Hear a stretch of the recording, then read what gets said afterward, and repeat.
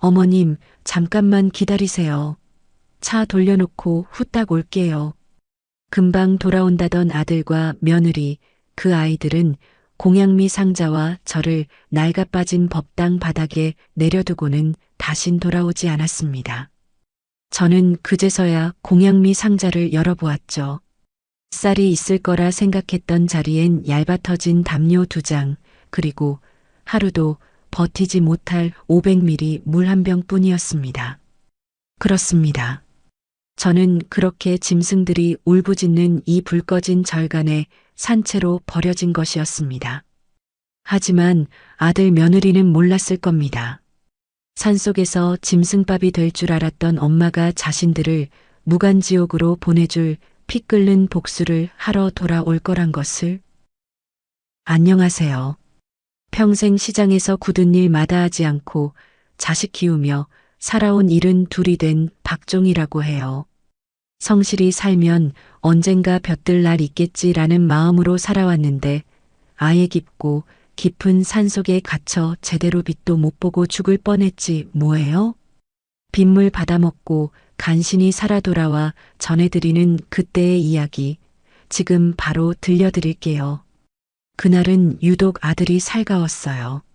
엄마, 오늘 날씨도 좋은데 절에 좀 다녀올까요?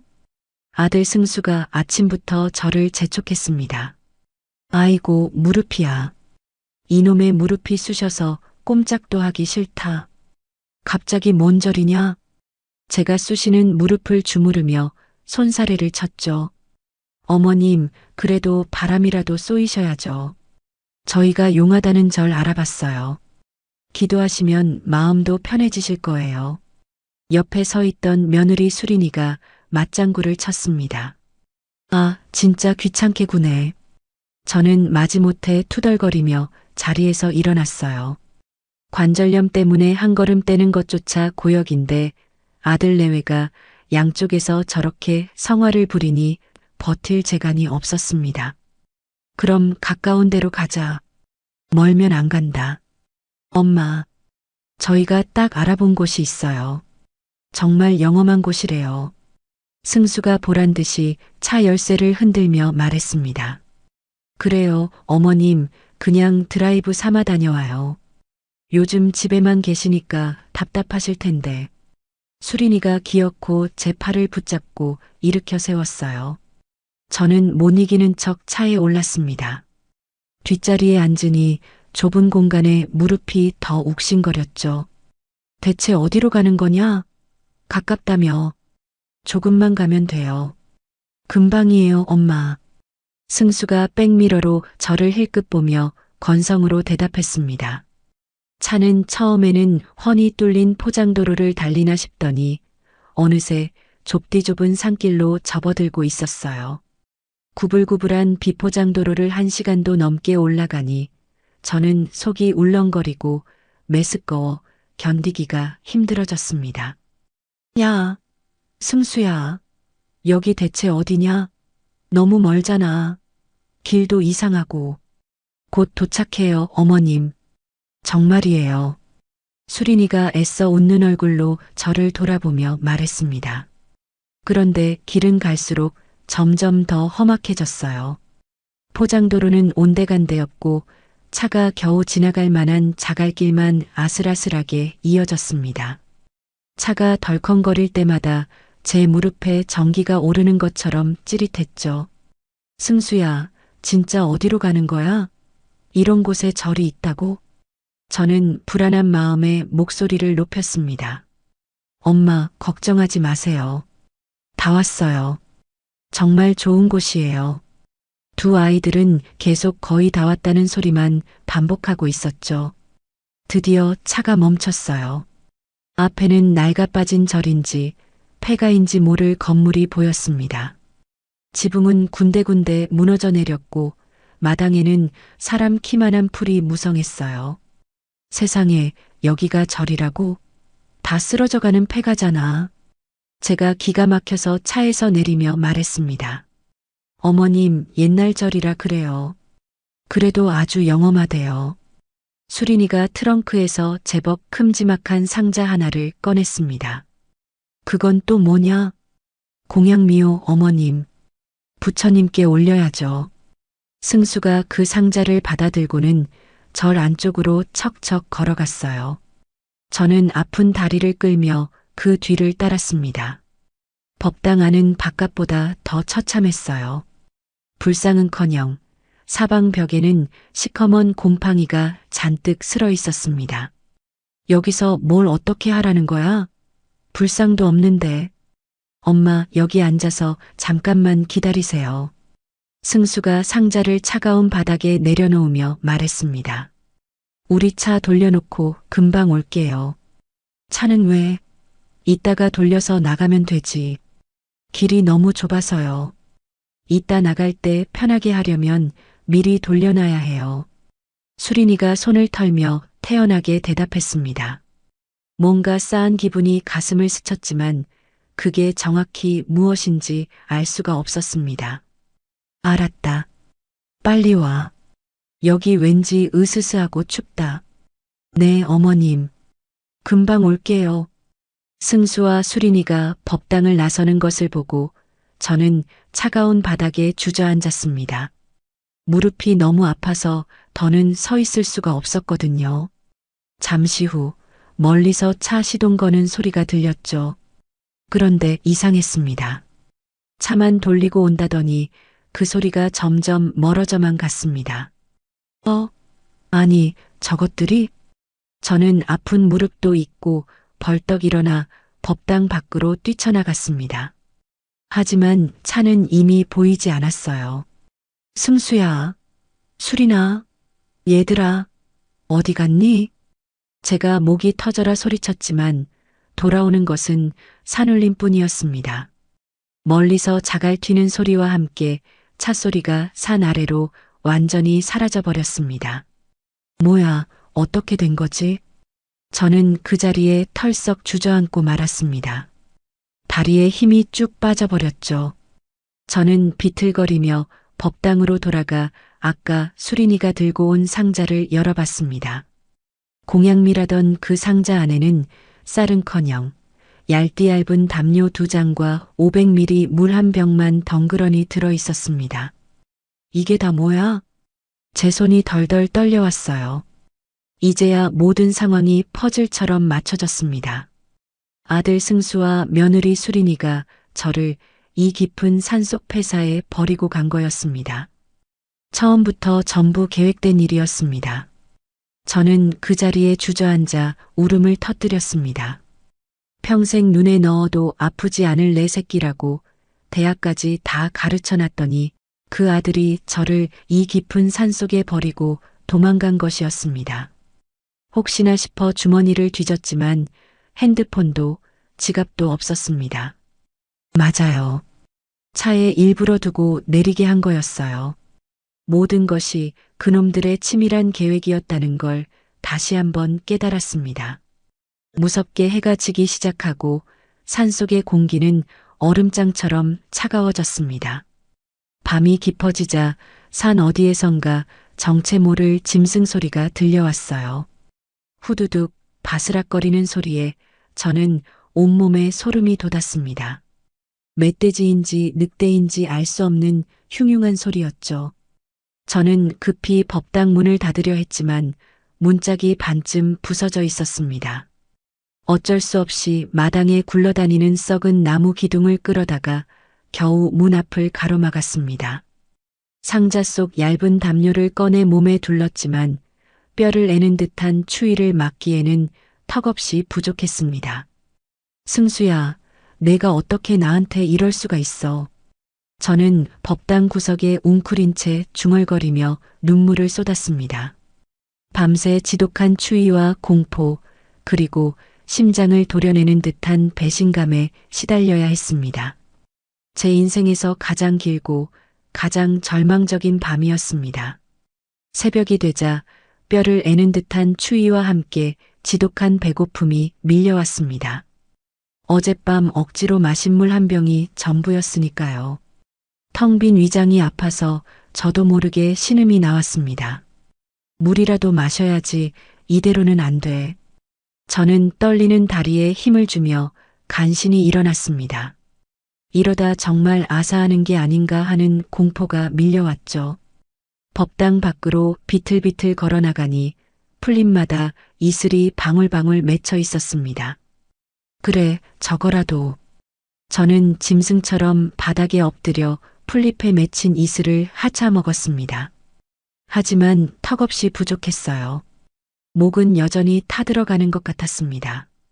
승수야, 너는 지금 따뜻한 물 마시고 있겠지? 아들 녀석을 향한 원망이 다시금 치밀어 올랐습니다. 저는 폐사 주변을 미친 사람처럼 돌아다니며 쓸만한 게 없나 샅샅이 뒤졌습니다. 승수와 수린이가 저를 여기에 버리고 간 이상 제가 어떻게든 살아남아야 했으니까요. 저게 뭐지? 법당 뒤편 사람 키만큼 자란 풀숲 사이로 시뻘겋게 녹슨 무쇠솥 하나가 보였습니다. 가까이 다가가 뒤집어 보니 다행히 구멍은 없어 보였어요.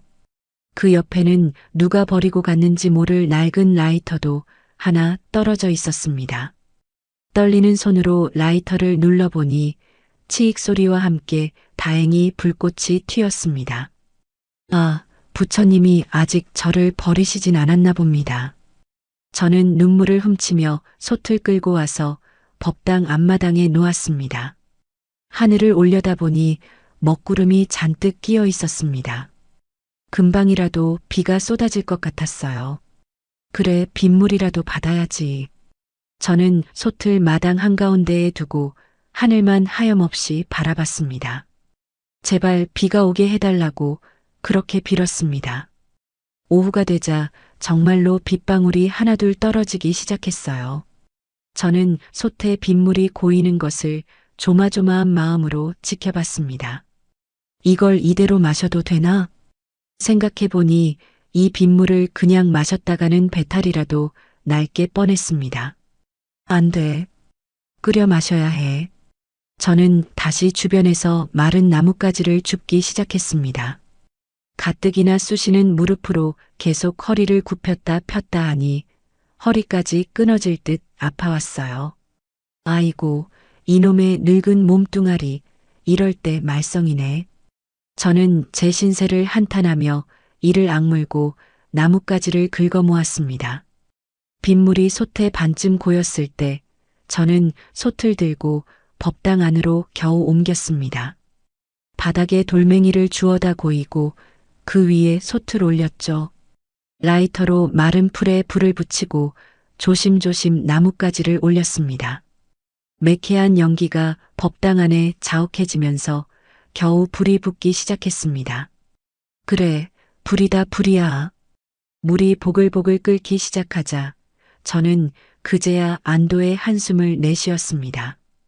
끓인 물을 조금 식혀서 한 모금, 두 모금 조심스럽게 마셨습니다.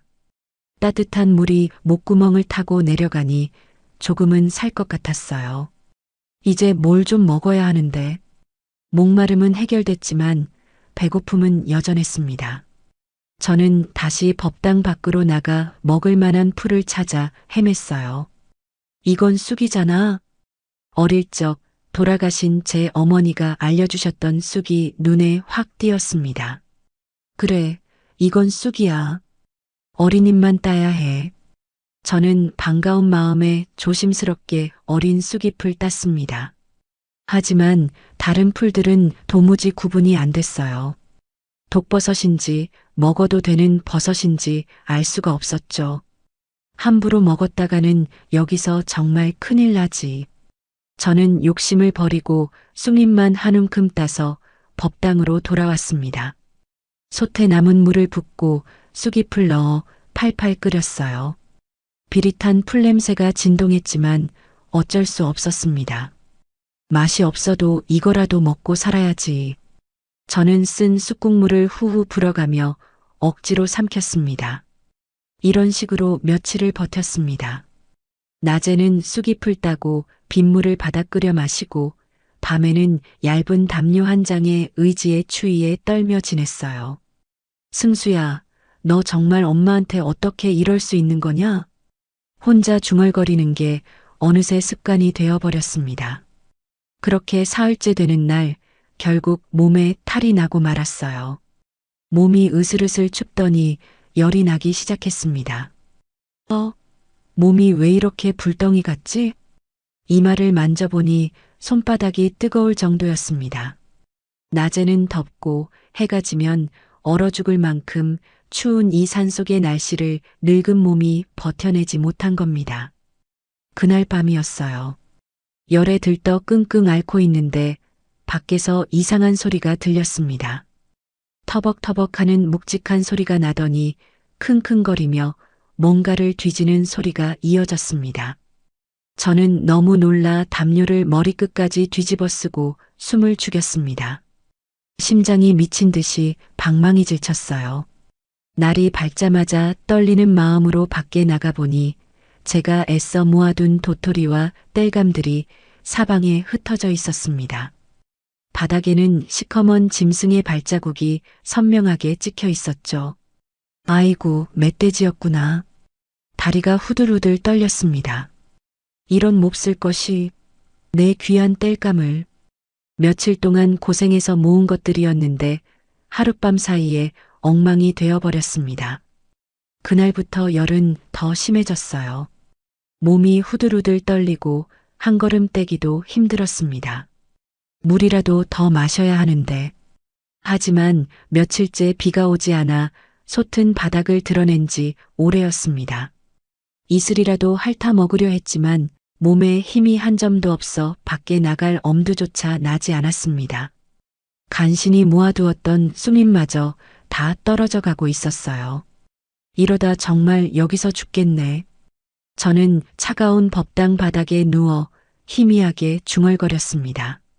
며칠이 지났는지 지금이 낮인지 밤인지도 모르겠는 시간이 흘러가고 있었습니다. 시간 감각이 완전히 사라져버렸죠. 그러던 어느 날 하늘에 구멍이라도 뚫린 듯 억수같이 비가 퍼붓기 시작했습니다. 우와, 물이다. 비 온다. 저는 기뻐서 솥을 밖에 내놓으려고 안간힘을 썼지만 몸을 가눌 수가 없었습니다. 비는 며칠째 멈추지 않고 계속 내렸습니다. 설상가상으로 낡은 법당 지붕이 비를 이기지 못하고 무너져 내렸어요. 차가운 빗물이 제 몸 위로 줄줄 새기 시작했습니다. 안 돼, 젖으면 안 돼, 추워. 저는 마지막 남은 담요로 몸을 감싸보았지만 아무 소용이 없었습니다. 빗물은 제 몸을 속절없이 적셨고 체온이 급격히 빠져나갔습니다. 온몸이 사시나무 떨듯 떨리는 것을 멈출 수가 없었어요. 추워, 너무 추워. 이가 딱딱딱 부딪히는 소리가 법당 안에 울렸습니다. 열은 더 높아졌고 목은 타들어가고 이렇게 빗물이 쏟아지는데도 데워 마실 힘조차 없었습니다. 물. 저는 바닥에 고인 흙탕물에 입을 대보았지만 역한 냄새에 도저히 마실 수가 없었습니다. 아, 이대로 죽는구나. 저는 정말 모든 것을 포기하고 싶었습니다. 하지만 그때 가슴속에서 뜨거운 것이 치밀어 올랐습니다. 승수와 수린이를 원망하는 마음보다 더 강렬한 감정이었어요. 아니야, 난 이렇게 억울하게 죽기 싫어. 평생 남에게 싫은 소리 한 번 못하고 자식 하나만 보고 성실하게 살았는데 제가 대체 뭘 그렇게 잘못했다고 이런 꼴을 당해야 하는지 너무 억울해서 눈을 감을 수가 없었습니다. 난 살고 싶어. 꼭 살아남아서 내 발로 여길 나갈 거야. 저는 마지막 남은 힘을 쥐어짜냈습니다. 젖은 나뭇가지를 끌어모아 라이터로 불을 붙이려 했어요. 하지만 비에 흠뻑 젖은 나뭇가지는 치익 소리를 내며 연기만 피울 뿐 불이 붙지 않았습니다. 결국 저는 그 자리에 쓰러지고 말았습니다. 더 이상 손가락 하나 까딱할 힘도 남아있지 않았거든요. 의식이 점점 흐려졌습니다. 이대로 죽는 건가 싶고 눈앞이 캄캄해졌습니다. 그런데 바로 그때였습니다. 아주 희미하게 무슨 소리가 들리는 것 같았습니다. 기익 낡은 법당 문이 조심스럽게 열리는 소리였습니다. 하지만 이게 꿈인지 현실인지 알 수가 없었어요. 누구지? 저는 중얼거렸지만 목소리가 나오지 않았습니다. 의식이 완전히 사라지기 직전 누군가 저를 부르는 것 같았습니다. 하지만 그 목소리가 너무 희미해서 알아들을 수가 없었습니다. 정신을 차렸을 때 저는 지독한 추위가 아닌 따뜻한 온기에 둘러싸여 있었어요. 온몸이 마치 솜니불 속에 들어간 것처럼 포근했습니다. 아, 내가 결국 죽었구나. 여기가 저승인가? 눈을 뜨기조차 무서웠습니다. 정신이 드십니까? 그때 낯선 남자의 굵은 목소리가 들렸어요. 저는 화들짝 놀라 눈을 번쩍 떴습니다. 수염이 덥수룩하고 옷차림이 남루한 50살쯤 되어 보이는 남자가 저를 무뚝뚝한 표정으로 내려다보고 있었습니다. 누구세요? 여기가 어디예요? 저승인가요? 목소리가 쇠소리처럼 쉬어서 잘 나오지 않았습니다. 제가 허둥지둥 몸을 일으키려 하자 남자가 막아섰습니다. 누우세요. 아직 기력 없으십니다. 여기는 제 오두막입니다. 남자가 차분하게 말했습니다. 폐사에서 쓰러져 계시길래 제가 업고 왔습니다. 저는 그제야 주변을 둘러봤어요. 통나무로 지어진 아주 조그만 오두막이었습니다. 아궁이에 불을 뗐는지 아랫목이 뜨끈뜨끈하게 데워져 있었어요. 제 몸을 덮고 있던 이불에서는 퀴퀴한 냄새 대신 쌉쌀한 약초 냄새가 났습니다. 그럼 선생님이 저를 구해주신 거예요? 네, 저는 윤이라고 합니다. 그냥 윤 선생이라고 부르세요. 윤 선생이 방 한쪽에 있던 주전자에서 따뜻한 물 한 그릇을 따라 건넸습니다. 우선 이것부터 드세요. 약초 달인 물입니다. 몸을 따뜻하게 할 겁니다. 물은 입에 대기 힘들 정도로 쓰디었지만 목이 너무 말랐기에 저는 단숨에 다 마셨습니다. 아, 고맙습니다. 정말 고맙습니다. 따뜻한 물이 들어가자 그제야 살았다는 안도감이 밀려왔습니다. 정말 꼼짝없이 죽는 줄 알았는데 살아났다는 생각에 눈물이 왈칵 쏟아졌어요. 그런데 어르신, 대체 어쩌다가 그 험한 폐사에 혼자 계셨던 겁니까? 거긴 멧돼지들이 들끓어서 장정들도 가기 꺼리는 곳인데. 윤 선생이 궁금하다는 듯 물었습니다. 저는 순간 망설여졌습니다. 하지만 창피함을 무릅쓰고 이야기를 꺼냈어요. 그게 참 말씀드리기가 부끄러운 이야기인데요. 제 아들놈이 며느리랑 짜고 저를 거기다 버리고 갔어요. 예, 아들이요? 윤 선생의 무뚝뚝하던 눈이 놀라움으로 커졌습니다. 네, 불공 들이러 가자고 절 속여서 데려갔어요. 저만 절에 내려놓고 차 돌려놓고 온다더니 그대로 도망갔어요. 말을 하면서도 제 자신이 믿기지가 않았습니다. 공양미라면서 들고 간 상자에는 쌀이 아니라 얇은 담요 2장이랑 물 한 병만 들어 있었어요. 처음부터 절 버릴 작정이었던 겁니다.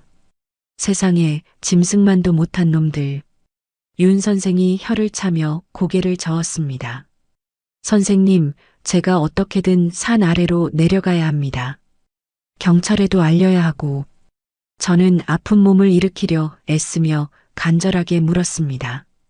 그런데 윤 선생의 표정이 급격히 어두워졌어요.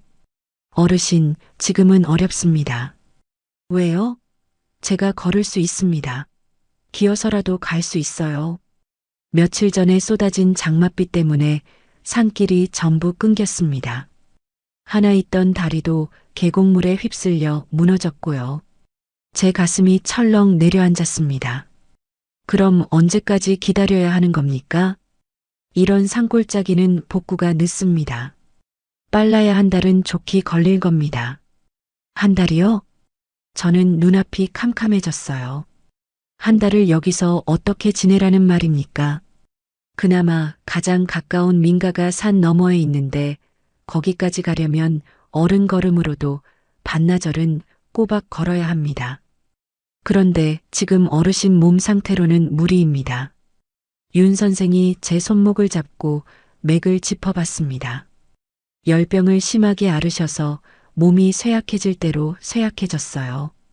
한동안은 꼼짝 말고 몸을 추스르셔야 합니다. 그럼 전화는 안 됩니까? 누구에게 연락이라도. 여긴 전화 없습니다. 전기도 안 들어와요. 핸드폰은요? 선생님 핸드폰이라도 빌려주세요. 없습니다. 보시다시피 저는 세상과 담을 쌓고 사는 사람이라서요. 저는 입이 딱 벌어졌습니다. 아니, 이 깊은 산속에서 왜 그렇게 사시는 거예요? 그냥 제가 선택한 삶입니다. 윤 선생이 창밖을 바라보며 무심하게 말했습니다. 그럼 저는 어떡해요? 제 목소리가 절망으로 높아졌습니다. 당분간 여기서 지내시면서 몸을 추스르세요. 길이 뚫리면 그때 제가 아랫마을까지 데려다 드리겠습니다. 정말요? 정말 감사합니다, 선생님. 제가 사람 목숨 하나 못 본 척할 만큼 모진 놈은 아닙니다. 윤 선생이 마지못해 고개를 끄덕였어요. 고맙습니다. 정말 고맙습니다, 선생님. 저는 또다시 눈물을 흘렸습니다. 하지만 마음 한구석은 여전히 불안했어요. 이 사람을 정말 믿어도 되는 걸까 하는 찜찜한 마음이 가시질 않았습니다. 며칠이 지나자 제 몸은 눈에 띄게 회복됐어요. 윤 선생이 하루 3번 꼬박꼬박 끓여주는 약초차 덕분이었습니다. 이제 좀 어떠십니까? 예, 덕분에 많이 나아졌어요. 정말 고마워요, 선생님. 저는 이 신세를 어떻게든 갚고 싶었어요. 언제까지고 방구석에 누워 밥만 축낼 수는 없었으니까요. 선생님, 제가 뭐 도와드릴 일 없을까요? 방이라도 쓸고. 괜찮습니다. 어르신은 그냥 쉬세요. 아니에요. 제가 할 수 있는 일이 있을 겁니다. 이렇게 누워만 있으니 더 병이 나는 것 같아요. 저는 오두막을 둘러봤습니다. 여기저기 어수선하게 놓인 물건들이 눈에 띄었어요. 특히 책상 위에는 약초를 다듬던 도구들이며 책들이 어지럽게 널려 있었습니다. 아이고, 여길 좀 치워야겠네. 제가 이것들 좀 정리해 드릴게요. 저는 일어나 책상 위를 정리하기 시작했습니다. 아, 안 됩니다. 윤 선생이 제 손을 탁 치며 급하게 말렸어요. 저는 너무 놀라 그 자리에 굳어버렸습니다. 왜 그러세요? 너무 지저분해서 제가 치워드리려고. 제 물건은 제가 정리합니다. 손대지 마십시오. 윤 선생의 목소리가 얼음장처럼 차갑게 변했습니다. 죄송합니다. 제가 주제 넘었네요. 저는 당황해서 뒷걸음질 쳤습니다. 그 뒤로 며칠이 더 지났어요. 저는 윤 선생의 눈치를 보며 어떻게든 도우려고 했지만 그때마다 윤 선생은 불같이 화를 내며 거절했습니다. 선생님, 빨래라도 좀. 됐습니다. 특히 오두막 뒤편에 있는 작은 창고에는 아예 가까이 가지도 못하게 했습니다. 선생님, 저기 창고에 땔감이라도 좀. 거긴 안 됩니다. 예. 아니 왜요? 약초를 말리는 곳입니다. 외부인이 함부로 드나들면 습기가 차서 약초를 다 버리게 됩니다. 아이고, 제가 조심조심 문만 살짝 열고 안 된다고 하지 않았습니까? 왜 자꾸 제 말을 못 알아들으십니까? 윤 선생이 버럭 소리를 질렀어요. 저는 그 기세에 눌려 숨이 멎는 것 같았습니다. 죄송합니다. 저는 그냥 신세 지는 게 미안해서 뭐라도 도와드리고 싶어서. 도움 필요 없으니까 제발 그냥 가만히 좀 계십시오. 윤 선생이 저를 쏘아붙이고는 밖으로 나가버렸어요. 저는 오두막에 홀로 남아 고민에 빠졌습니다. 저 사람 왜 저렇게까지 예민하게 구는 걸까요? 단순히 자기 물건을 못 만지게 하는 정도가 아니었어요. 방금 그 눈빛은 마치 무서운 비밀이라도 들킨 사람 같았습니다. 그날 밤 저는 잠을 이룰 수가 없었습니다. 윤 선생이 그 창고에서 달그락거리며 뭔가를 하는 소리가 들렸거든요. 궁금했지만 낮에 본 그 험악한 얼굴이 떠올라 가까이 가볼 엄두도 내지 못했습니다. 저 사람 대체 정체가 뭐지? 왜 문명과 담을 쌓고 이런 깊은 산속에서 혼자 사는 건지, 혹시 무슨 죄를 짓고 도망친 범죄자인가? 무서운 생각이 꼬리에 꼬리를 물었습니다. 다음 날 아침 윤 선생은 평소처럼 약초를 캐러 간다며 일찍 나섰습니다. 저는 혼자 남아 오두막을 샅샅이 살펴봤습니다. 뭔가 이 사람의 정체를 알만한 이상한 물건이라도 있나 싶어서였죠. 하지만 오두막 안에는 낡은 책 몇 권과 약초를 말리는 도구들 뿐 별다른 것은 없었습니다. 아, 내가 너무 예민하게 구는 건가? 목숨을 구해준 은인인데. 저는 스스로를 자책했습니다. 하지만 여전히 불안한 마음을 떨칠 수가 없었어요. 저녁 늦게 윤 선생이 돌아왔습니다. 약초를 한 보따리 짊어지고 있었어요. 많이 캐셨네요. 제가 어색하게 말을 걸었습니다. 겨울 준비해야죠. 선생님, 제가 저녁이라도 됐다고 하지 않았습니까? 또다시 차가운 거절이었습니다. 저는 더 이상 아무 말도 할 수 없었습니다.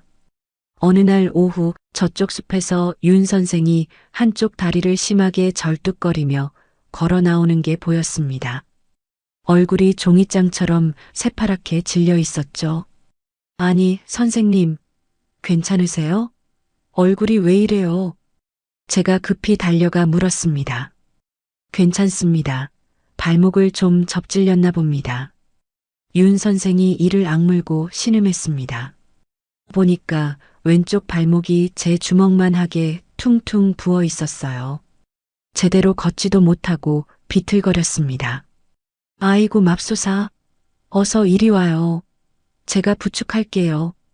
저는 윤 선생의 팔을 제 어깨에 두르고 오두막 안으로 겨우 데려갔어요. 아이고, 이거 뼈라도 다친 거 아니에요? 퉁퉁 부은 것 좀 봐요. 발목을 보니 붓기가 심각해 보였습니다. 괜찮습니다. 며칠 지나면 나을 겁니다. 윤 선생이 애써 태어난 척했지만 식은 땀이 줄줄 흘렀습니다. 가만히 누워 있어요. 일단 찬물에 찜질부터 해야지. 어휴. 저는 얼른 찬물을 떠와서 수건에 듬뿍 적셔 발목에 대주었습니다. 아, 시원하네요. 윤 선생이 그제야 긴 한숨을 내쉬었어요. 이제 저도 선생님한테 빚을 갚을 수 있겠네요. 제가 젖은 수건을 갈아주며 말했습니다. 무슨 뜻입니까? 선생님이 이렇게 꼼짝도 못하시니 제가 대신 일해야죠. 약초 캐는 일이요. 윤 선생이 순간 망설이는 눈치였습니다. 여전히 제가 자기 일에 끼어드는 게 영 마뜩자는 것 같았죠. 그건 어르신이 하기엔 어렵습니다. 어떤 걸 캐야 하는지 구분하기 힘들 겁니다. 그럼 가르쳐 주세요. 저도 눈치가 있고 배운 게 있어요. 누워서라도 가르쳐 주면 되잖아요. 결국 윤 선생은 어쩔 수 없다는 듯 고개를 끄덕였습니다. 지금 혼자서는 아무것도 할 수 없는 상태였으니까요. 다음 날부터 저는 윤 선생의 지시를 받아 약초를 캐러 다녔습니다. 처음에는 뭐가 뭔지 풀이 다 그 풀 같아서 도통 모르겠더라고요. 어르신, 저게 도라지고 바로 옆에 이게 더덕입니다. 윤 선생이 오두막에 누워서 제가 꺾어온 잎사귀들을 보며 설명했습니다. 아니, 이게 어떻게 달라요? 똑같이 생겼구먼. 잎 모양을 자세히 보세요. 도라지는 잎가에 톱니가 있고 더덕은 둥그스름합니다. 저는 눈을 가늘게 뜨고 잎사귀를 뚫어져라 쳐다봤습니다. 어릴 때 시장 바닥에서 장사했던 그 끈질긴 기억이 되살아나는 것 같았어요. 아, 그러네. 쑥은 뒷면이 하얗고 냄새가 독특하고요. 맞습니다. 하지만 독초도 있으니 조심해야 합니다. 윤 선생이 독이 있는 풀들을 신신당부하며 알려줬습니다. 저는 하나하나 꼼꼼히 머릿속에 새겨두었습니다. 며칠이 지나자 저는 제법 약초들을 구분할 수 있게 되었습니다. 도라지, 더덕, 쑥, 그 외 먹을 수 있는 산나물들을 바구니 가득 캐왔어요. 선생님, 이만큼 캐왔어요. 이제 이걸 어떻게 하면 돼요? 제가 캐어온 약초들을 마당에 쏟아부으며 물었습니다. 그냥 흙 대충 털어서 그늘에 널어 말리면 됩니다. 윤 선생이 대수롭지 않게 말했어요. 하지만 저는 그렇게 할 수가 없었습니다. 시장 장사 경험이 있던 제 눈에는 그게 영 아니 꼽게 보였거든요. 아이고, 선생님, 이렇게 하면 안 돼요. 제가 흙이 잔뜩 묻은 도라지를 하나 들어 보였습니다. 왜요? 문제라도 있나요? 흙도 제대로 안 털고 모양도 엉망진창이잖아요. 이래서는 죗값을 못 받아요. 이건 물건이 아니라 그냥 풀뿌리예요. 저는 도라지를 하나씩 정성껏 흙을 털어냈습니다. 그리고 굵은 놈, 중간 놈, 잔챙이들로 분류하기 시작했어요. 지금 뭐 하시는 겁니까? 물건을 만들어야죠. 장사할 때는 이렇게 상품 가치를 높여야 비싸게 팔리는 법이에요. 저는 가는 붓을 가져와서 도라지 뿌리 사이사이에 낀 흙까지 말끔하게 털어냈습니다. 그리고 크기가 비슷한 것끼리 지프로 예쁘게 엮었어요. 와, 윤 선생이 끙끙 앓는 와중에도 감탄사를 내뱉었습니다. 제 손을 거친 도라지는 방금 전에 흙투성이 풀뿌리와는 완전히 달라 보였거든요. 어르신, 어디서 이런 걸 배우셨습니까? 젊을 때 시장에서 안 해본 장사가 없어요. 물건을 이렇게 예쁘게 매만져놔야 손님 눈에 띄고 그래야 돈이 되는 법이거든요. 저는 더덕도 같은 방식으로 정성껏 손질했습니다. 뿌리 하나 다치지 않게 조심스럽게 흙을 털고 크기별로 나눴죠. 이거 정말 다르네요. 제가 캐던 것과 같은 게 맞습니까? 윤 선생이 신기한 듯 말했습니다. 아직 안 끝났어요. 저는 쑥도 정성껏 다듬기 시작했습니다. 잎이 상하지 않게 조심스럽게 이물질을 떼어내고 같은 크기로 묶어서 처마 밑 그늘에 줄줄이 걸어 말렸어요. 이렇게 거꾸로 매달아 말려야 색깔도 곱게, 향도 진하게 마르는 법입니다. 제가 으쓱하며 설명했습니다. 며칠 후 제가 정리한 약초들이 아주 예쁘게 말랐습니다. 정말 모양도 예쁘고 색깔도 아주 고왔어요. 이게 정말 제가 캐온 그 약초들이 맞습니까? 윤 선생이 믿기지 않는다는 표정으로 말린 쑥을 만져보며 물었습니다. 당연하죠. 이게 다 정성으로 매만진 겁니다. 저는 오랜만에 제 솜씨를 발휘한 것 같아 뿌듯했습니다. 제가 지금까지 너무 헛고생을 했나 봅니다. 아니에요. 선생님은 그냥 방법을 몰랐을 뿐이에요.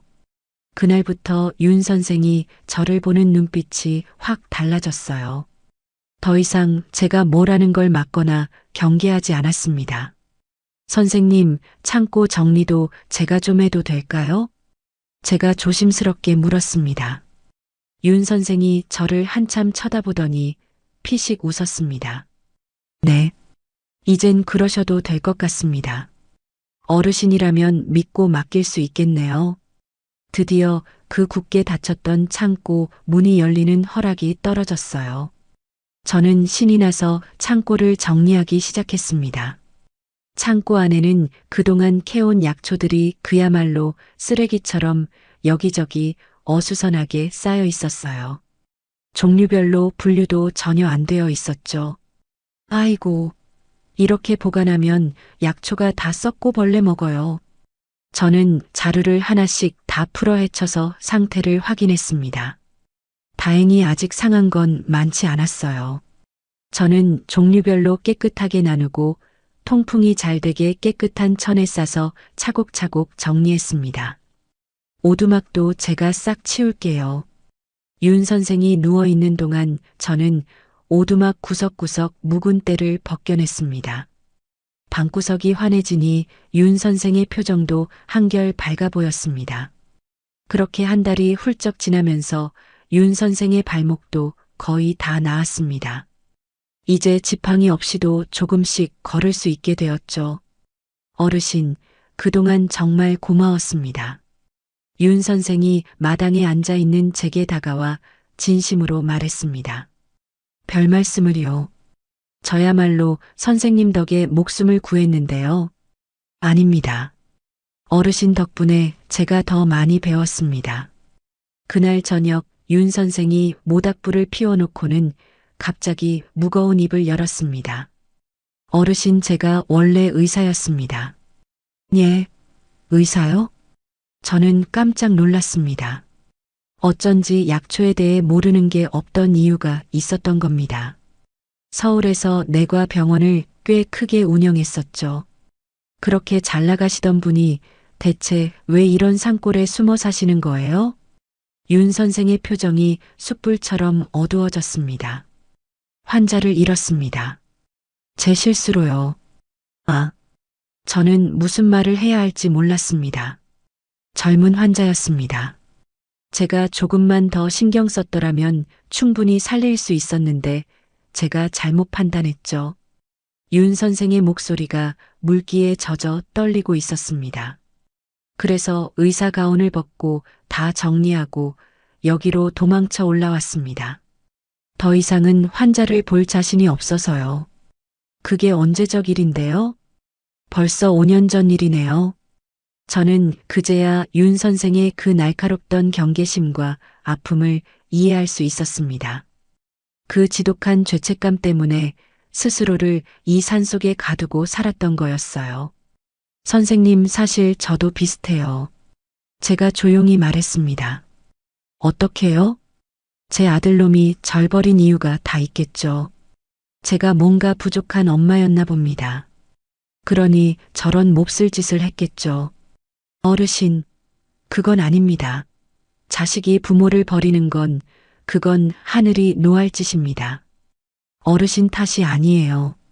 하지만 분명 제가 뭔가 잘못한 게 있으니까 그러니까 그랬겠죠. 타오르는 모닥불 앞에서 저와 윤 선생은 한동안 아무 말도 하지 않았습니다. 서로의 가장 아픈 상처를 꺼내 보이며 말없이 위로를 나누는 시간이었습니다. 이제야 속이 좀 후련해집니다. 윤 선생이 불씨를 뒤적이며 말했습니다. 저도요. 저도 이제야 혼자가 아니라는 생각이 드니까 마음이 든든하네요. 제가 대답했습니다. 그날 이후 저와 윤 선생 사이에 보이지 않던 벽이 완전히 허물어졌습니다. 서로를 진정으로 이해하게 된 거죠.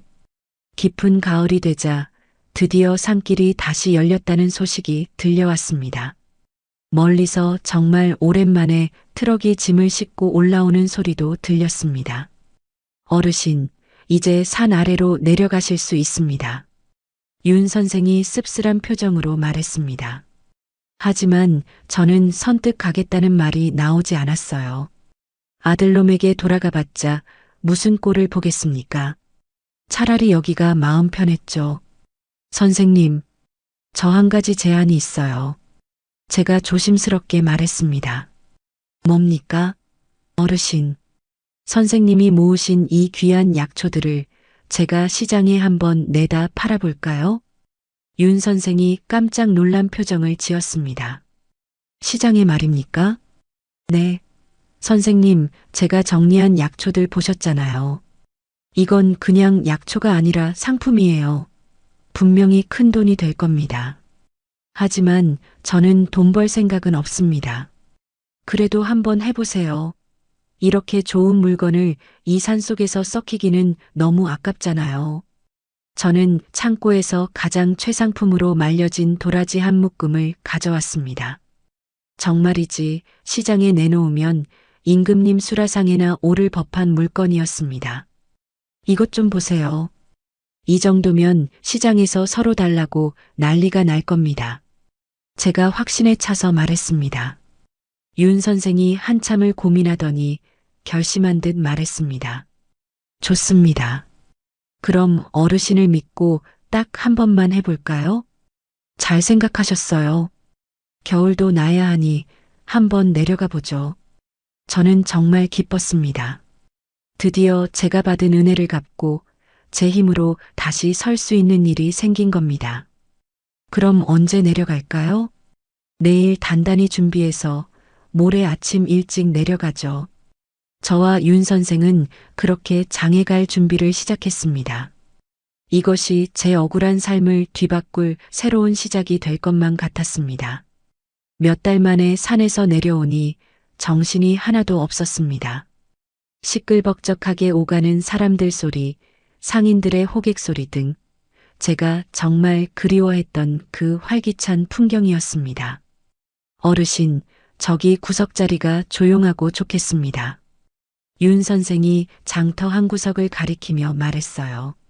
저는 윤 선생이 지고 온 보찜을 풀어 약초와 산나물을 정갈하게 펼쳐놓기 시작했습니다. 분명 윤 선생이 캐온 것들이었지만 제 손길이 닿으니 물건이 완전히 달라 보였죠. 도라지는 크기별로 예쁘게 지프로 묶여 있고 더덕은 흙 한 톨 없이 깨끗했습니다. 그늘에서 곱게 말린 쑥도 그 선명한 빛깔이 지나는 사람들의 눈길을 단번에 사로잡았습니다. 아이고 할머니, 이거 물건이 왜 이렇게 깨끗해? 이거 어디서 난 거예요? 지나가던 아주머니 한 분이 멈춰서서 물었습니다. 예, 아주머니. 깊은 산속에서 오늘 막 캐온 거예요. 농약이나 비료 같은 건 구경도 못한 진짜 자연산이죠. 제가 환하게 웃으며 대답했습니다. 어쩐지 때깔부터 다르다 했네. 그거 얼마예요? 그렇게 좋은 도라지가 한 단에 10,000원밖에 안 해요. 얼른 가져가세요. 아주머니가 고개를 끄덕이며 망설임 없이 도라지 2단을 사갔습니다. 첫 손님이었죠. 이야, 저 더덕 좀 봐라. 진짜 실하다. 다른 사람이 더덕을 보며 군침을 삼켰습니다. 그때였습니다. 자, 이것도 한번 맛보세요. 제가 직접 담근 산나물 장아찌예요. 저는 비장의 무기처럼 숨겨왔던 장아찌를 작은 종지에 담아내놨습니다. 이게 뭐예요, 할머니? 제가 이 산나물로 직접 담근 장아찌예요. 맛이나 한번 보세요. 사람들이 하나씩 집어먹더니 다들 눈이 휘둥그레졌어요. 세상에, 이게 무슨 맛이래? 새콤달콤한 게 입에 착착 붙네. 할머니, 이거 파는 거예요? 어떻게 만든 거예요? 저 한 병 주세요. 난 2병 줘요. 순식간에 사람들이 구름대처럼 몰려들었습니다. 제가 만든 그 장아찌 맛이 정말 기가 막혔거든요. 장아찌는 얼마예요? 한 병에 5,000원이에요. 저는 3병이요. 눈 깜짝할 사이에 준비해온 장아찌가 전부 동이 났습니다. 미리 넉넉하게 만들어 오길 정말 잘했다는 생각이 들었죠. 어허, 잠깐만. 다들 좀 비켜봐요. 그때 다부진 체격의 중년 여성이 사람들 틈을 비집고 들어왔습니다. 저는 이 장터 상인회장 김순덕이라고 해요. 다들 김 여사라고 부르죠. 안녕하세요. 저는 박종이라고 합니다. 김 여사가 제 좌판에 남은 물건들을 아주 꼼꼼히 뜯어봤습니다. 이거 전부 어머니가 직접 정리하신 거예요? 네. 물건의 품질이 장난이 아니네요. 어디서 이런 걸 배우셨어요? 젊을 때 시장에서 장사를 좀 했거든요. 그 말에 김 여사의 눈이 반짝였습니다. 어머니, 혹시 이 남은 물건들 싹 다 저한테 넘기실 수 있겠어요? 예. 이 남은 걸 전부 다요? 네, 전부 다요. 내가 보는 눈이 있습니다. 이 정도 품질이면 내가 아는 큰 시장에선 2배 값도 받아요. 내가 다 가져갈 테니 시장 가격대로 넉넉하게 쳐드릴게요. 손에 절대 안 보게 해드립니다. 김 여사는 정말로 남은 물건을 모조리 사갔습니다. 해가 채지기도 전에 그 많던 보찜이 전부 빈털터리가 되었습니다. 선생님, 이게 정말 오늘 하루 번 돈이에요?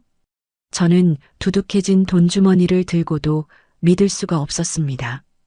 윤 선생 역시 멍한 표정으로 돈주머니를 내려다봤습니다. 허허, 이렇게 잘 팔릴 줄은 몰랐네요. 제가 말씀드렸잖아요. 물건이 너무 좋아서 썩히기 아깝다고요. 그때 김 여사가 다시 저희에게 다가왔습니다. 어머니, 혹시 이런 물건 계속 되실 수 있어요? 네, 가능할 것 같은데요. 그렇다면 아예 우리랑 같이 일해보시는 건 어때요? 김 여사가 뜻밖의 제안을 했습니다. 어떻게요? 마침 우리 마을 회관에 어르신 혼자 지내실 만한 빈 방이 하나 났어요. 거기서 지내시면서 저랑 같이 이 산나물 사업을 제대로 한번 해봅시다. 제가 유통은 책임질게요. 저는 망설이며 윤 선생을 바라봤습니다. 윤 선생이 말없이 고개를 끄덕였습니다. 어르신, 그게 좋겠습니다. 산속 움막보다는 여기가 훨씬 편하실 겁니다.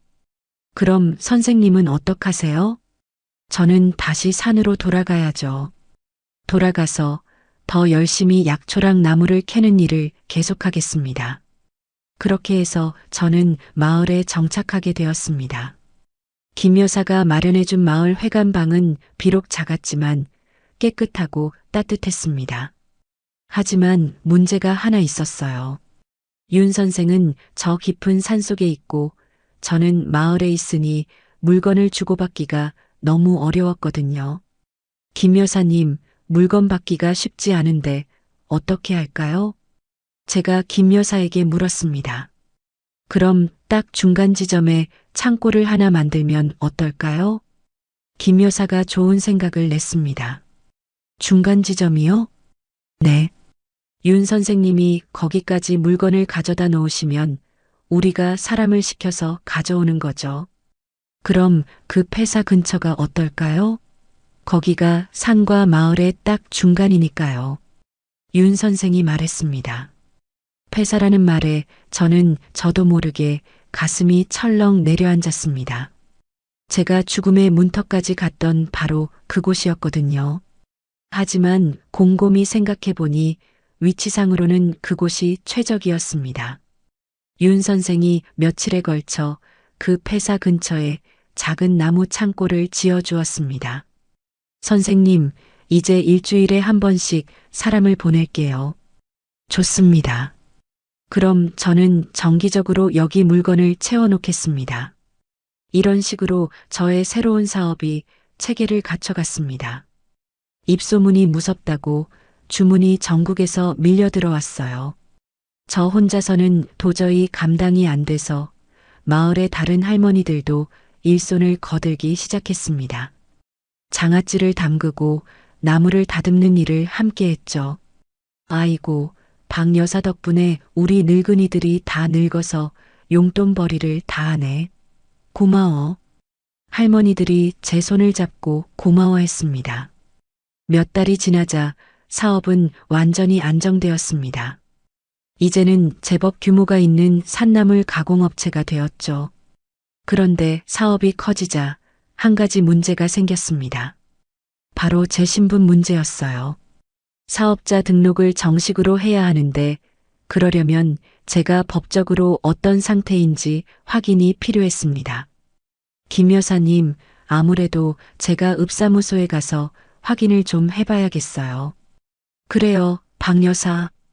그게 좋겠네. 사업자 등록도 빨리 해야 하고. 다음 날 저는 김 여사와 함께 읍사무소를 찾아갔습니다. 주민등록 담당 창구에서 제 신분을 조회해 달라고 했어요. 성함이 어떻게 되세요? 박종희입니다. 주민등록번호는? 제가 번호를 천천히 불러주었습니다. 공무원이 컴퓨터를 한참 두드려 보더니 고개를 갸웃하며 이상한 표정을 지었습니다. 어르신 이상하네요. 아니, 뭐가 이상한데요? 서류상으로 사망으로 처리되어 있으신데요? 예, 사망이라니. 그게 무슨 소리예요? 내가 이렇게 멀쩡히 살아있는데. 저는 너무 놀라 소리를 질렀습니다. 아드님이 신고하셨네요? 김승수 씨요. 김승수, 그 이름을 듣는 순간 제 머릿속이 망치로 맞은 것처럼 하얘졌습니다. 어떻게 그럴 수가 있어요? 위난 실종으로 되어 있습니다. 재난 위험 지역에서 실종된 경우에는 1년만 지나도 사망 처리가 가능하거든요. 어르신 실종되신 그 폐사 근처가 마침 산사태 위험 지역으로 지정되어 있어서 그래서 빨리 처리된 것 같습니다. 그제야 모든 조각이 맞춰졌습니다. 저를 일부러 그 험한 폐사에 버린 것도, 그리고 1년이 지나자마자 저를 죽은 사람으로 만든 것도 전부 그 짐승 같은 년놈들의 치밀한 계획이었습니다. 그럼 제 집이랑 제 재산은 어떻게 된 거예요?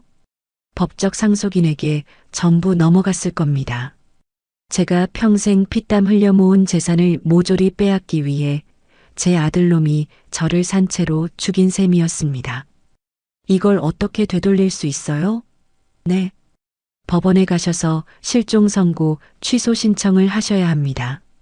하지만 증명할 것도 많고 시간이 아주 오래 걸릴 겁니다. 변호사의 도움이 필요하실 거예요. 공무원의 말에 저는 그 자리에 주저앉고 싶었습니다. 마을 회관으로 돌아오는 길에 저는 억장이 무너지는 분노로 온몸이 부들부들 떨렸습니다. 그런데 마을 입구에 한 번도 보지 못한 낯선 검은색 승용차 한 대가 서 있는 게 아니겠어요? 차에서 누군가 내리는 모습이 보였습니다. 제 눈을 의심했지만 정말 그 인간들이었습니다. 제 아들 승수와 며느리 수린이요. 제가 멀쩡히 살아있는 것을 어떻게 알고 여길 찾아온 걸까요? 제 심장이 쿵쿵 바닥으로 떨어지는 것만 같았습니다. 그 뻔뻔하고 역겨운 얼굴을 1년 만에 다시 마주하는 순간 제 다리에서 힘이 쭉 빠져나갔습니다. 엄마, 맞지? 승수가 저를 보더니 마치 잃어버린 어머니라도 만난 것처럼 통곡을 하며 달려왔습니다. 저는 저도 모르게 뒷걸음질 치며 소리쳤습니다. 오지 마. 이 짐승만도 못한 놈아. 저리 가. 당장 내 눈앞에서 사라져. 엄마, 내가 잘못했어. 내가 미쳤었어. 승수가 제 바짓가랑이라도 붙잡을 듯 달려오더니 제 앞에서 그대로 무릎을 꿇었습니다. 엄마, 내가 죽일 놈이야. 제발 용서해줘. 수린이도 그 옆에 따라붙어 무릎을 꿇고는 땅바닥에 머리를 박았습니다. 어머님, 저희가 정말 잘못했어요. 수린이가 눈물 콧물을 쏟아내며 가짜 울음을 터뜨렸습니다. 저희가 그때는 사업이 망해서 제정신이 아니었어요. 어머님, 시끄러운 소리에 마을 사람들이 무슨 구경거리라도 났나 싶어 하나둘 모여들기 시작했습니다. 저는 이 상황이 너무나도 치가 떨려 그저 그놈들을 노려볼 뿐이었습니다. 닥쳐. 그 더러운 입으로 어디다 엄마 소리를 갖다 붙여. 제가 분노로 소리쳤습니다. 어머님, 저희 진짜 죽을 지경이에요. 사채업자들한테 쫓기고 있어요. 하루하루가 지옥이에요. 어디 숨을 곳도 없어요. 어머님. 그래서 그게 나랑 무슨 상관인데? 저는 얼음장처럼 차갑게 말했습니다. 엄마, 제발 우리 좀 살려줘. 승수가 제 발목이라도 잡을 듯 애원했습니다. 집이랑 땅 그거 하나만 팔게 해주세요. 네. 그 돈으로 빚만 갚으면 엄마 앞에 다시는 안 나타날게요. 순간 제 귀를 의심했습니다. 뭐라고? 내 집을 팔아? 어차피 엄마 법적으로는 돌아가신 걸로 되어 있으니까 그거 우리 거잖아요. 그 말을 듣는 순간 제 온몸의 피가 거꾸로 솟는 것 같았습니다. 돌아가신 걸로? 네가 감히 나를 죽은 사람으로 만들어? 제 목소리가 찢어질 듯 높아졌습니다. 주변에서 구경하던 마을 사람들이 웅성거리기 시작했습니다. 어머, 저 할머니 아들이 엄마를 산에 버렸다는 거야? 그때 김 여사가 급히 달려왔습니다. 아니, 박 여사, 이게 무슨 일이에요? 김 여사님, 저것들이 저를 산에 버리고 갔던 놈들이에요. 김 여사가 믿을 수 없다는 듯 승수와 수린이를 노려봤습니다. 당신들 정말 그런 짓을 했어? 저희가 정말 잘못했습니다. 그래서 이렇게 용서 빌러 온 거 아닙니까? 승수가 김 여사와 마을 사람들을 향해 연극을 하듯 빌었습니다. 엄마, 진짜 마지막이야. 한 번만 도와주면 다시는 안 나타날게. 응? 저는 이 기가 막힌 연극을 끝내고 싶어 돌아섰습니다. 그런데 마을 사람들 중 한 명이 제 앞을 막아섰습니다. 아무리 그래도 피부치잖아요. 저렇게 땅바닥에 머리 박고 비는데 젊은 사람들이 실수할 수도 있지. 용서 좀 해줘요. 맞아요.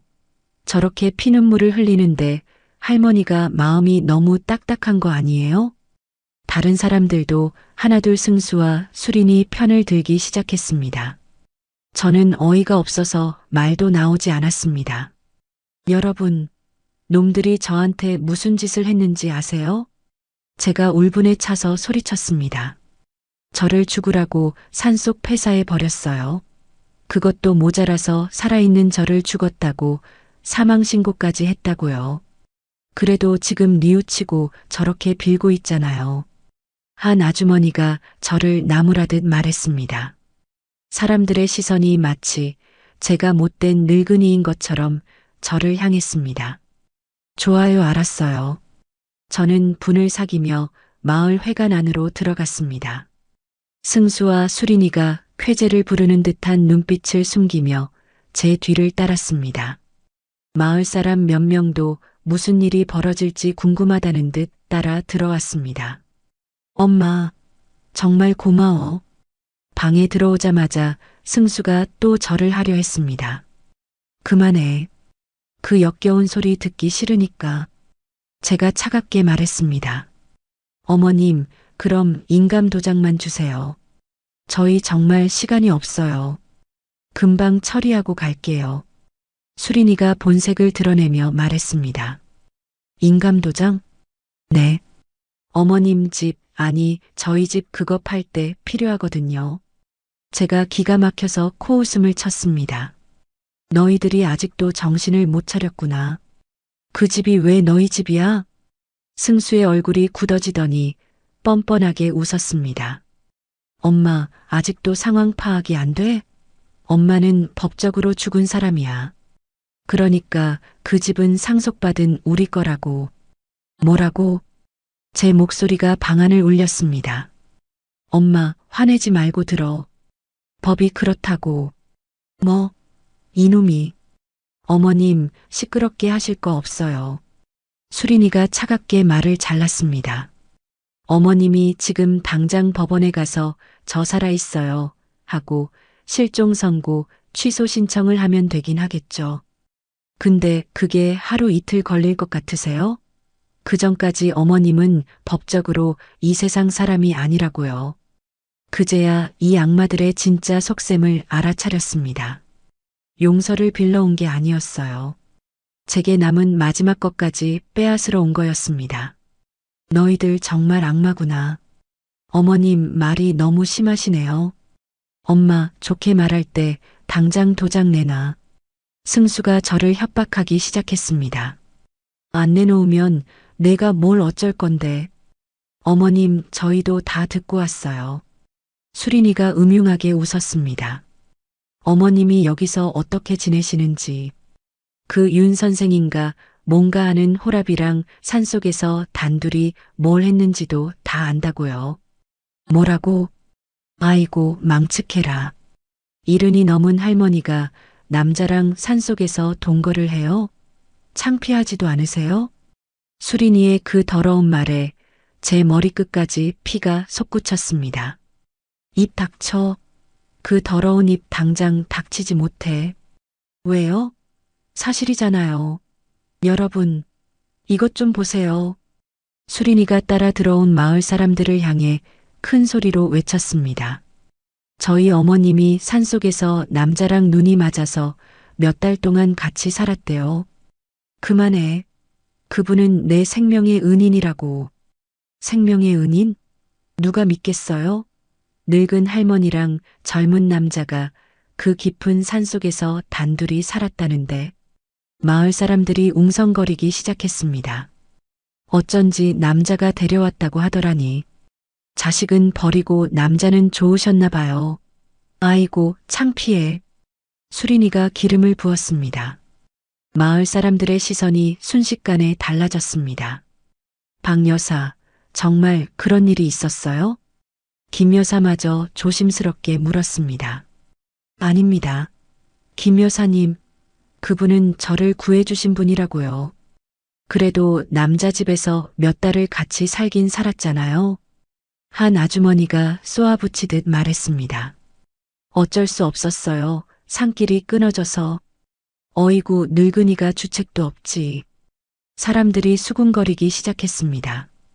저는 그 차가운 시선을 견딜 수가 없었습니다.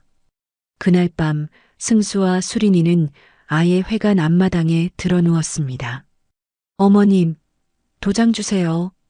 아이고, 배고파 죽겠네. 물이라도 좀 줘요. 밤새 소리를 질러댔습니다. 저는 뜬 눈으로 밤을 지새웠습니다. 다음 날 아침 더 끔찍한 일이 벌어졌습니다. 검은색 정장을 입은 험상궂은 남자들이 마을로 들이닥쳤습니다. 어이, 김승수, 오늘까지라고 했지. 아이고, 형님들, 곧 됩니다. 저 할망구 도장만 받으면 돼요. 그럼 빨리 받아내. 우리도 바쁜 사람들이야. 사채업자들이 저를 노려봤습니다. 할머니, 좋게 말할 때 도장 내놓으시죠. 저는 줄 생각 없습니다. 빚쟁이 엄마가 말이 많네. 할머니, 저놈이 빚 못 갚으면 이 마을 사람들 다 무사할 것 같아? 사채업자의 말에 소름이 끼쳤습니다. 김 여사가 파랗게 질린 얼굴로 제게 다가왔습니다. 박 여사, 이거 위험할 것 같아요. 김 여사님, 저 어떡해요? 미안해요. 일단 여기서 피하세요. 이러다 이 마을 전체가 위험해져요. 김 여사의 말에 제 가슴이 무너져 내렸습니다. 마을 사람들은 공포에 질려 저를 원망하기 시작했습니다. 할머니 때문에 이게 무슨 난리야. 빨리 도장 주고 저 사람들 보내요. 무서워 죽겠네. 저는 죄책감에 고개를 들 수가 없었습니다. 그날 밤 모두가 잠든 줄 알았던 시간에 김 여사가 몰래 제 방으로 찾아왔습니다. 박 여사 괜찮아요? 김 여사님, 쉿. 낮에는 저 깡패들 때문에 어쩔 수 없었어요. 하지만 이대로 당할 수만은 없지. 김 여사가 제 귀에 속삭였습니다. 무슨 말씀이세요? 어제 마을 청년 시켜서 윤 선생한테 연락 보냈어요. 제 심장이 쿵쿵 뛰기 시작했습니다. 정말요? 네. 폐사 쉼터에 가서 지금 상황을 다 전했어요. 윤 선생이 곧 내려온다고 했어요. 윤 선생님이 뭐라고 하셨어요? 혼자 오는 게 아니라 누군가를 꼭 데리고 온다고 했대요. 누군가라니요? 저는 어둠 속에서 아주 가느다란 희망의 빛을 본 것만 같았습니다. 김 여사님 고마워요. 정말 고마워요. 이런 지옥 속에서도 저를 믿어주는 단 한 사람이 있다는 사실에 눈물이 쏟아졌습니다. 그날 밤 깊은 잠을 이루지 못하고 뜬 눈으로 뒤척이는데 누군가 제 방 창문을 조심스럽게 두드리는 소리가 들렸습니다. 똑똑. 저는 심장이 멎는 줄 알았습니다. 그 사채업자들이 행패를 부리러 온 건가 싶어 온몸이 사시나무처럼 떨렸죠. 어르신, 저예요. 윤 선생입니다. 창문 틈으로 들려오는 그 목소리 윤 선생님이었습니다. 선생님, 저는 급히 창문을 열었습니다. 괜찮으신 겁니까? 몸은 다친 데는 없으시고요? 윤 선생님이 칠흑 같은 어둠 속에서도 걱정스러운 표정으로 저를 살폈습니다. 아니, 이 밤중에 어떻게... 김 여사님이 보낸 청년에게 이야기 다 전해 들었습니다. 윤 선생님이 조용히 창문을 통해 방 안으로 들어왔습니다. 아들이랑 며느리가 와서 행패를 부렸다면서요? 예, 정말 악랄한 놈들입니다. 사채업자들까지 끌고 와서 마을 사람들까지 위협하고 있어요. 저는 낮부터 밤까지 있었던 그 끔찍한 일들을 윤 선생님에게 낱낱이 말씀드렸습니다. 절대 포기하지 마십시오, 어르신. 하지만 선생님, 저는 법적으로 죽은 사람이랍니다. 그놈들이 그렇게 만들어놨어요. 제 목소리가 절망으로 떨렸습니다. 알고 있습니다. 그래서 제가 사람을 하나 데려왔습니다. 사람이요? 누굴요? 변호사입니다. 제가 의사 시절에 가깝게 지내던 후배의 아들인데 지금 아주 실력 있는 인권 변호사로 일하고 있어요. 제 가슴이 다시 뛰기 시작했습니다. 그분이 정말 저를 도와주실 수 있을까요? 당연하고 말고요. 윤 선생님의 확신에 찬말에 꺼져가던 희망의 불씨가 다시 타오르는 것 같았습니다. 내일 아침 일찍 그 변호사와 함께 마을 회관으로 오겠습니다. 그때까지만 아주 조금만 더 버티십시오. 고맙습니다, 선생님. 정말 고맙습니다. 다음 날 아침 동이 트자마자 윤 선생님이 훤칠한 젊은 남자와 함께 마을 회관으로 들어섰습니다. 키가 크고 안경을 쓴 아주 똑똑해 보이는 30대 초반의 남자였어요. 안녕하십니까, 어르신. 변호사 이준호라고 합니다. 젊은 변호사가 제게 다가와 정중하게 허리를 숙였습니다. 변호사님, 정말 저를 도와주시러 온 거예요? 네, 어르신. 윤 선생님께 자세한 말씀은 다 전해 들었습니다. 이준호 변호사가 진지한 표정으로 제 맞은편에 앉았습니다. 어르신, 지금 겪으신 일은 명백한 범죄입니다. 존속 유기죄, 사기 미수, 그리고 협박죄까지 아주 무거운 범죄에 해당합니다. 저는 1년 전 그놈들에게 버림받았던 그날의 일부터 어제 사채업자들까지 들이닥쳐 저를 협박했던 모든 일을 하나도 빠짐없이 자세하게 말했습니다. 이것만으로도 증거는 충분합니다. 당장 고소할 수 있습니다. 그럼 제 신분도 저 박종희로 다시 살아날 수 있나요? 당연합니다. 실종 선고 취소 신청은 오늘 바로 접수하겠습니다. 이 변호사가 아주 자신 있게 말했습니다. 바로 그때 밖에서 또다시 그 시끄러운 소리가 들렸습니다. 승수놈이 회관 마당에서 또 소리를 지르고 있었습니다. 엄마, 사람 말 안 들려요. 당장 도장 내놔요. 우리 진짜 굶어 죽는 꼴 보고 싶어요. 네. 이 변호사가 창밖을 매섭게 내다봤습니다. 저 사람들입니까? 네, 맞아요. 김 여사님, 잠깐 와주실 수 있겠습니까? 이 변호사가 밖에서 안절부절 못하던 김 여사를 불렀습니다. 마을 분들께 제가 부탁드릴 게 있습니다. 지금부터 저 사람들이 저지르는 협박과 행패 그 장면을 가지고 계신 휴대폰으로 몰래 전부 녹화해 주셔야 할 것 같습니다. 녹화요? 네. 저놈들을 올가맬 결정적인 증거가 필요합니다. 아이고, 변호사님, 저 험상궂은 사채업자들 안 보여요? 마을 사람들이 무서워서 어디 가까이 가기나 하겠어요? 김 여사가 걱정스러운 얼굴로 말했습니다. 제가 여러분을 설득해 보겠습니다. 이 변호사가 망설임 없이 밖으로 나가 마을 사람들을 안으로 몰래 불러 모았습니다. 여러분, 저는 박종희 어르신의 변호를 맡은 이준호 변호사입니다. 변호사가 자기 신분을 밝혔습니다. 지금 저 사람들이 저지르고 있는 일은 명백한 범죄입니다. 범죄라고요? 네. 노인을 유기하고 그 재산을 가로채려 사기를 치고 지금 이 순간에도 여러분과 어르신을 협박하고 있습니다. 변호사가 법 조항을 들어가며 알기 쉽게 설명해 주었습니다. 하지만 우리가 뭘 할 수 있단 말이오? 한 아저씨가 물었습니다. 증거를 수집해야 합니다. 저들이 협박하고 소리 지르는 모습을 여러분의 휴대폰으로 몰래 찍어 주십시오. 그러다 들키면 위험하지 않을까요? 들키지 않게 몰래 하시면 됩니다. 그리고 만약 무슨 일이 생기면 제가 변호사로서 모든 책임을 지겠습니다. 저 악질적인 범죄자들을 이 마을에서 몰아냅시다. 이 변호사의 그 단호한 말에 겁에 질려 있던 마을 사람들의 눈빛이 조금씩 달라지기 시작했습니다. 알겠습니다. 변호사님만 믿고 우리도 돕겠습니다. 김 여사가 먼저 용기를 냈습니다. 그날 오후 윤 선생님과 이 변호사는 저를 버렸던 그 폐사로 향했습니다. 1년 전 그 끔찍했던 상황을 직접 확인하러 간 거였죠. 이 변호사 바로 이 자리였네. 내가 어르신을 발견했을 때 이미 숨이 넘어가는 줄 알았어.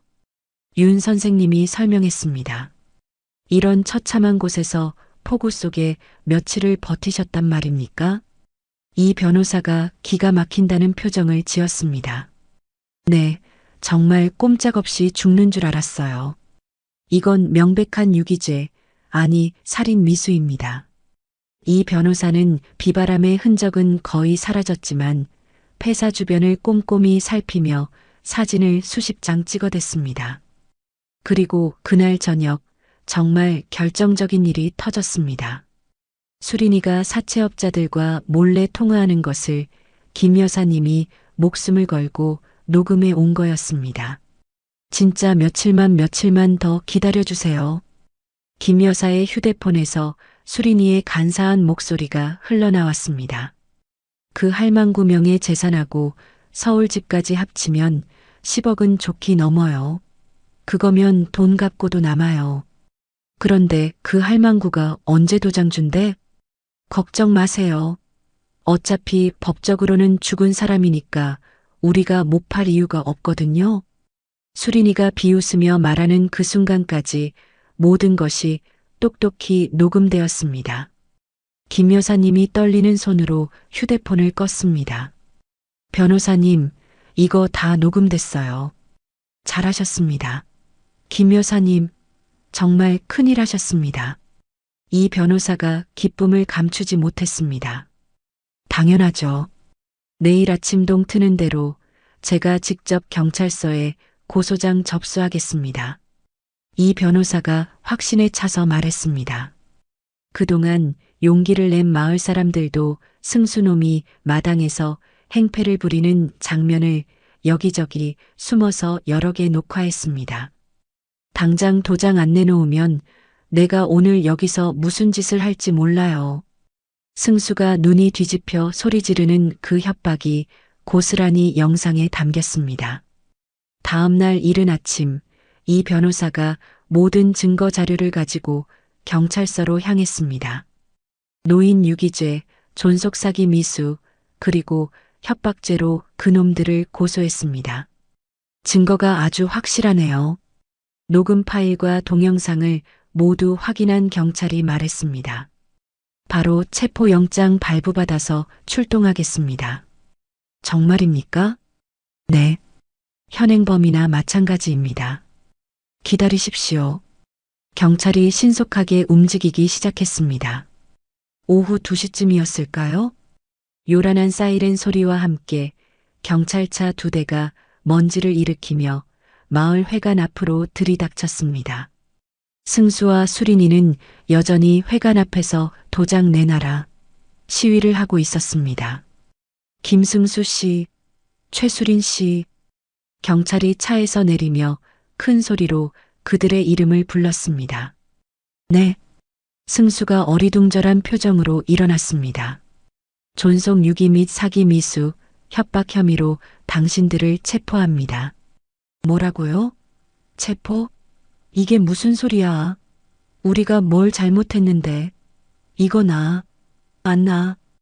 경찰이 승수와 수린이의 팔을 뒤로 꺾어 수갑을 채우기 시작했습니다. 수린이가 비명을 지르며 발버둥 쳤습니다. 엄마가 어떻게 나한테 이럴 수가 있어?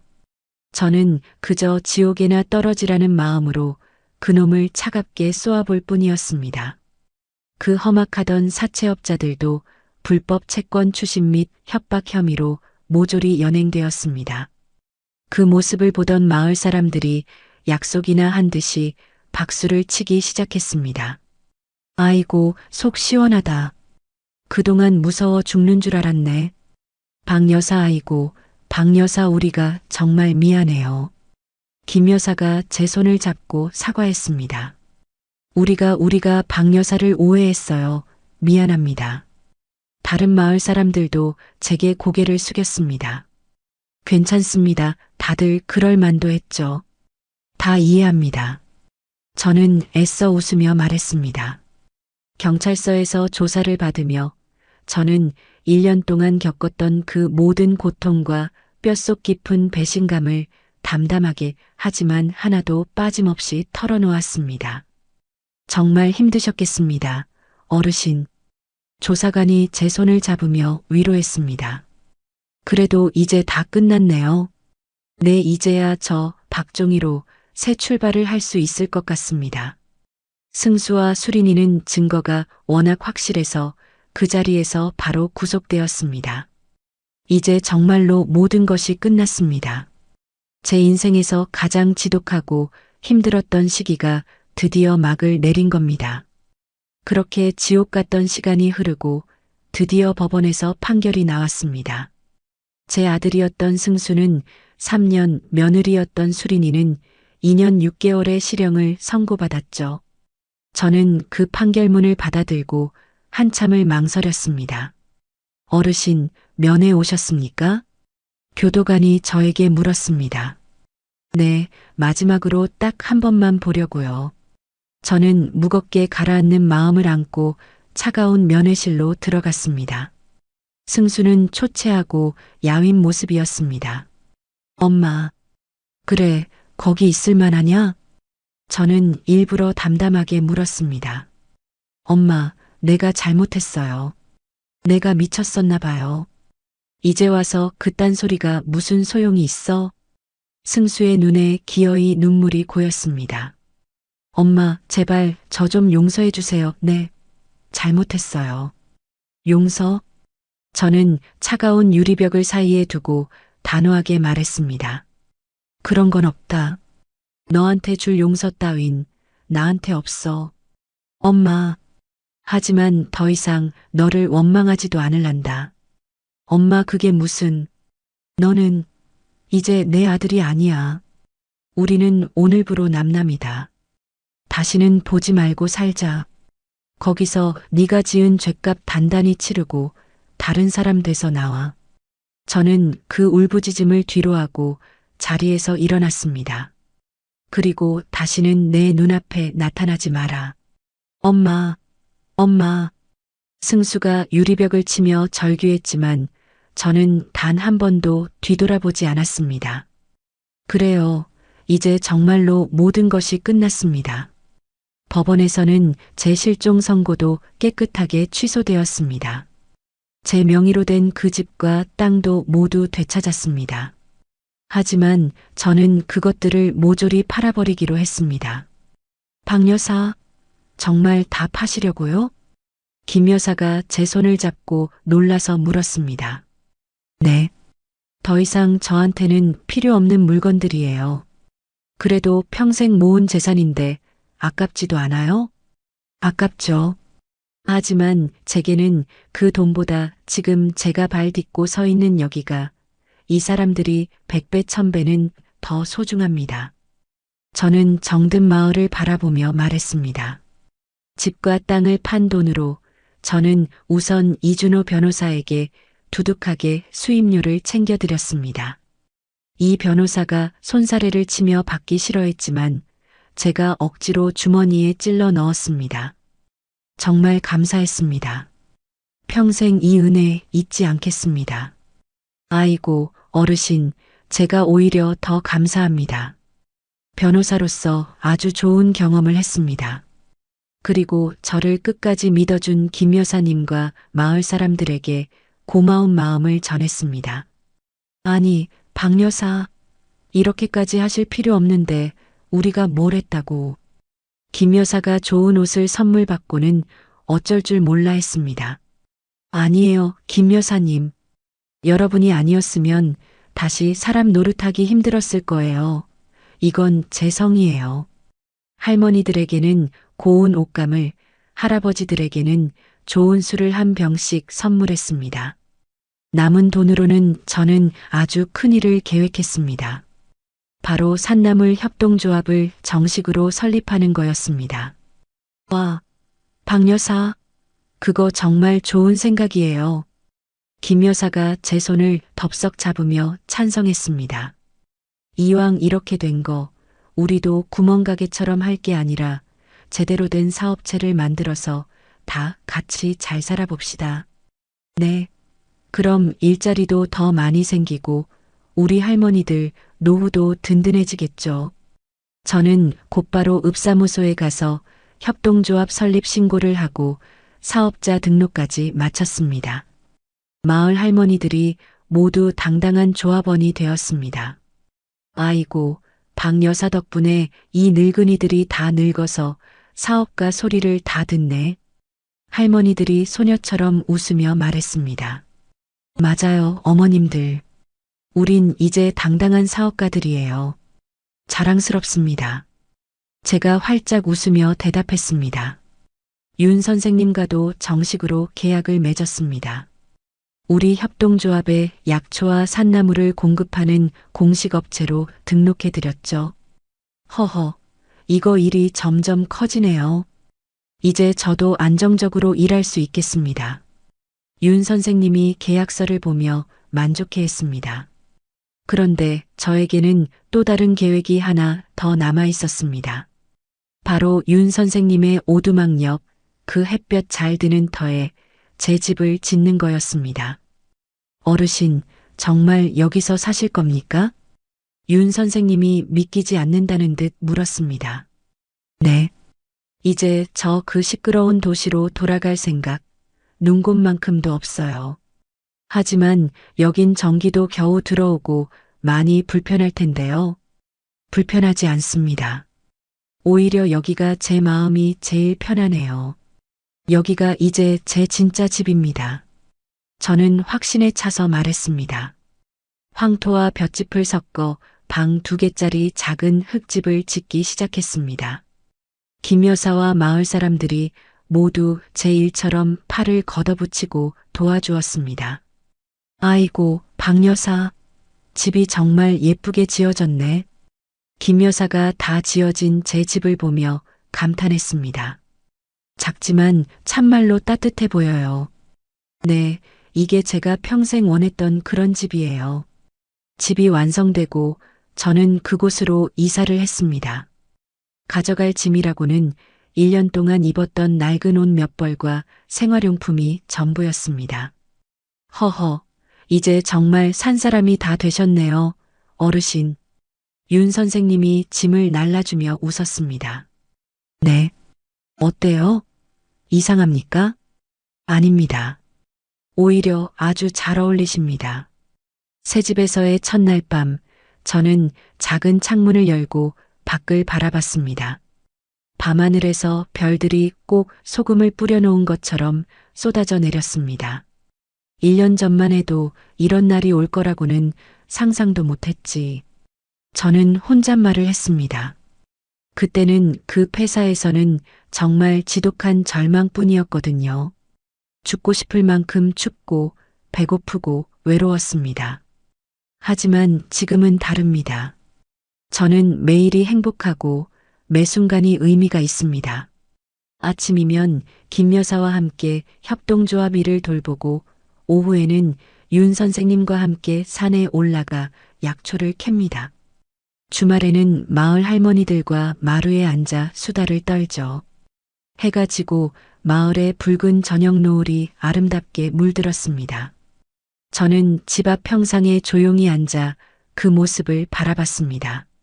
참 평화롭네요. 어느새 윤 선생님이 제 옆에 앉으며 말했습니다. 네, 정말 더 바랄 게 없이 좋아요. 후회 안 하십니까? 그 도시 생활 다 버리고 온 거요. 후회요? 전혀요. 여기가 100배, 1000배는 더 좋습니다. 저는 진심으로 말했습니다. 저한테는 가족도 여기에 있고, 제가 할 일도 여기에 있고, 모든 게 다 완벽합니다. 가족이요? 네. 선생님도, 김 여사님도, 저기 우리 할머니들도 모두 제 진짜 가족이에요. 윤 선생님이 제 말을 듣고 조용히 고개를 끄덕였습니다. 저도 그렇게 생각합니다. 어르신. 우리는 피 한 방울 섞이지 않았지만 그 어떤 피부치보다 더 진한 진짜 가족 같아요. 그날 밤 저는 잠자리에 누워 1년 전 그 끔찍했던 일을 생각해 봤습니다. 회사에서 차가운 바닥에 누워 죽어가던 바로 그때를 말입니다. 그때는 정말 세상이 끝난 줄 알았습니다. 하지만 어쩌면 그 지독한 절망이 있었기에 지금의 이 눈부신 행복이 있는 거였습니다. 결국 모든 게 나를 이곳으로 이끌었나 봅니다. 저는 조용히 중얼거렸습니다. 용서할 생각은 추호도 없습니다. 하지만 이제 더는 원망하지도 않으려고요. 그놈이 저에게 준 지옥 같은 고통 때문에 저는 진정한 가족을 만났으니까요. 그리고 제 삶의 참된 의미를 비로소 찾았으니까요. 새벽 일찍 일어나 마당에 나가니 풀잎마다 이슬이 보석처럼 맺혀 있었습니다. 산에서 내려오는 맑은 바람이 제 뺨을 시원하게 스쳤습니다. 오늘도 아주 좋은 하루가 될 것 같구나. 저는 기지개를 켜며 환하게 웃었습니다. 제 매일매일이 이렇게나 알차고 행복합니다. 박종희, 너 참 정말 잘 살고 있구나. 저는 저 자신에게 그렇게 말해주었습니다. 72이라는 나이에 저는 비로소 제 두 번째 인생을 시작한 겁니다. 늦었지만 이제야말로 진짜 제대로 사는 것 같습니다. 저 멀리 산 너머로 붉은 태양이 힘차게 떠오르기 시작했습니다. 저의 새로운 하루가 또다시 이렇게 시작되는 겁니다. 저는 부엌으로 들어가 정성껏 아침을 준비하기 시작했습니다. 오늘은 또 어떤 반짝이는 일들이 저를 기다리고 있을까요? 저는 72의 새로운 인생을 시작했어요. 가장 가까운 사람에게 버림받은 절망 속에서도 포기하지 않았기에 진정한 가족과 행복을 찾을 수 있었습니다. 때로는 인생의 가장 큰 고통이 가장 큰 축복으로 바뀌기도 해요. 나이는 숫자일 뿐 언제라도 다시 시작할 수 있다는 걸 저는 보여드렸어요. 여러분도 힘든 시간을 겪고 계시다면 꼭 기억해 주세요. 절망 끝에는 반드시 희망이 있다는 걸요. 이야기를 끝까지 들어주신 분이 계시다면 잘 들었다고 댓글 하나만 남겨주세요. 감사합니다.